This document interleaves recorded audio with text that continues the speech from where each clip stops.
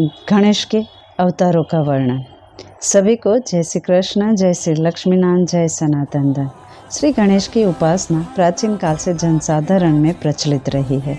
वैदिक वाङ्मय में गणपति एक सामान्य नाम है और उत्तर वैदिक काल तक विनायक नाम भी उल्लेखित हुआ है। अथर्वशीष उपनिषद में रुद्र को विनायक कहा गया है। महाभारत में गणेश्वर और विनायक का देवताओं के साथ उल्लेख हुआ है और उन्हें सर्वत्र विद्यमान माना गया है। श्री गणेश की जन्म की कथा, उनके अवतारों की कथा जो हमें गाणपत्य संप्रदायों के पुराणों में मिलता है, जिसमें गणपति साहित्य की प्रमुख रचना गणेश पुराण तथा मुद्गल पुराण है। गणेश का स्वरूप नित्य निर्गुण होते हुए भी नित्य सगुण माना गया है। माया से परे होने पर वह निर्गुण है, जबकि माया युक्त होने पर सगुण साकार रूप धारण कर लेते हैं। जब जब आसुरी शक्तियों के प्रबल होने पर जन जीवन पर संकट आ जाता है, धर्म का प्रभाव, धर्म की वृद्धि होने लगती है, तब तक निर्गुण निराकार स्वरूप सगुण में अवतार ग्रहण कर धर्म की स्थापना करते हैं। विनायक ने भी अलग अलग युगों में भिन्न भिन्न अवतार ग्रहण कर समाज को सन्मार्ग व संदर्भ की ओर उन्मुख किया। गणेश की जन्म के विषय में अनेक मतांतर है। कहीं केवल पार्वती पुत्र कहे जाते हैं, कहीं उन्हें शिव पुत्र कहा जाता है और कहीं वह शिव पार्वती दोनों के पुत्र कहे गए हैं और कुछ स्थानों पर उन्हें स्वयं उत्पन्न भी कहा गया है, यानी स्वयंभू कहा गया है।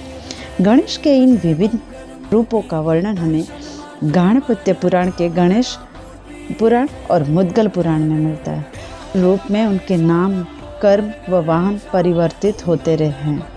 जैसे सतयुग में वह सिंहारूढ़ व 10 भुज है, इस युग में विनायक नाम से प्रसिद्ध हुए हैं।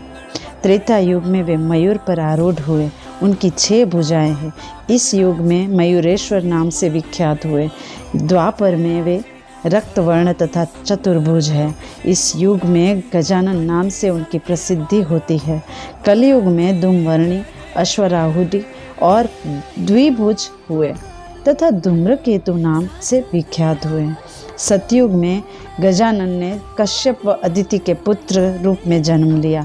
त्रेता युग में गजानन ने शिव पार्वती के घर में अवतार लिया। वह मयूरेश्वर नाम से प्रसिद्ध हुए। इस युग में के अवतार में गजानन रक्त वर्णित है। पार्वती के पुत्र के रूप में उनका नाम गणेश रखा गया। हिमालय ने इस बालक को हैरम नाम प्रदान किया है।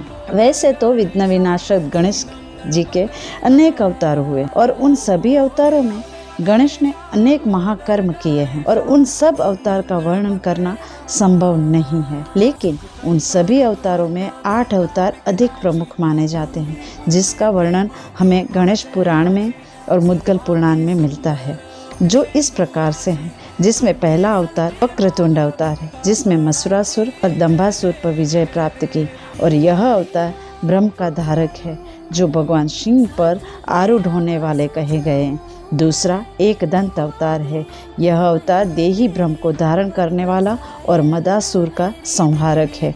तीसरा अवतार महोदय अवतार है। इस नाम से विख्यात गणेश जी का अवतार ज्ञान ब्रह्म का प्रकाश करने वाले हैं, जिन्होंने मोहासुर का वध किया था। चौथा है गजानन अवतार। गणेश जी का ये अवतार गजानन से जाना जाता है। वह सांख्य योगियों के लिए सिद्धि देने वाला है, क्योंकि वह सांख्य ब्रह्म का धारक है। इस अवतार में उन्होंने लोभासुर का विशेष रूप से संहार किया है। पांचवा है लंबोदर अवतार। इस अवतार में भगवान गणेश्वर ने क्रोधासुर का उन्मूलन किया है। यह अवतार ब्रह्म की सत्य स्वरूपा शक्ति का धारक कहा गया है। छठा है विकट अवतार। भगवान गणेश का ये अवतार में गणेश सौर ब्रह्म के धारण करने वाले मयूर वाहन कहे जाते हैं। इस अवतार में कामासुर का संहार हुआ था। सातवां है विघ्नराज अवतार, जिसमें भगवान गणेश शेष वाहन कहा है। वह ममतासुर का संहार और विष्णु ब्रह्मा का वाचक है। आठवां है धूम्रवर्ण अवतार, जिसमें गणेश के द्वारा अभिमान नामक असुर का नाश हुआ था।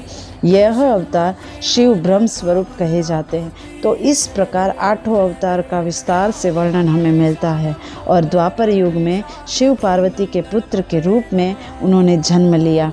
यहाँ वे रक्तवर्णी तथा मूषक वाहन से युक्त है तब वह गजानन नाम से प्रसिद्ध हुए। इस अवतार रूप में उन्होंने सिंदूर दैत्य का वध किया।